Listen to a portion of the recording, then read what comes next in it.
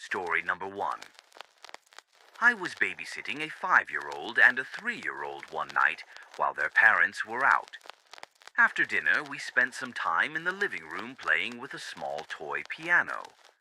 I showed the 5-year-old how to play Mary Had a Little Lamb, and after a few tries, he managed to play it almost perfectly.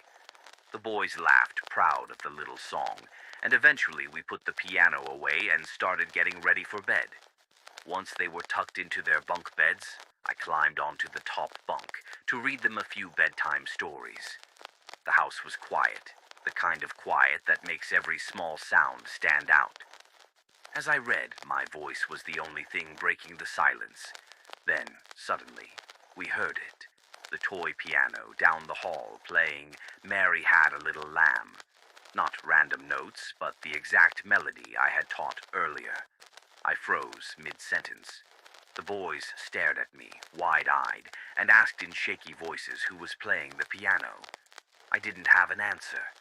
My heart was racing, and I felt a chill run through me. I stayed on that top bunk, pretending everything was fine, reading story after story, even though my hands were trembling. I didn't move until I finally heard the front door open and their parents come home. To this day, I still wonder who or what was playing that piano. That house was either haunted or someone else was in there with us that night. Story number 3.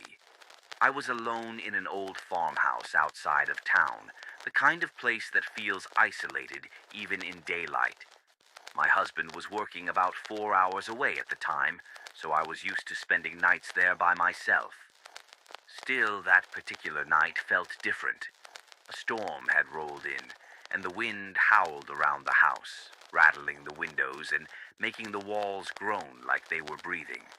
I was sitting quietly when I heard it, soft at first, almost blending in with the storm. An old Americana song drifted from the kitchen, something with a Stephen Foster vibe, eerily similar to "Oh, Susanna." It sounded warm and cheerful, completely out of place against the darkness and the weather. My stomach tightened. There was no radio on, no TV, nothing that should have been making music. I searched the house, moving slowly from room to room. The closer I got to the kitchen, the louder the song became. I checked my phone, silent. I stepped outside into the storm, but all I heard was the violent rush of wind and rain. When I went back inside, the music was still there, steady and clear, coming from somewhere low. That's when I realized it was coming from a cupboard beneath the kitchen counter. With shaking hands, I opened it and started removing pots and pans one by one. With each item I pulled out, the music grew louder, swelling until it filled the kitchen.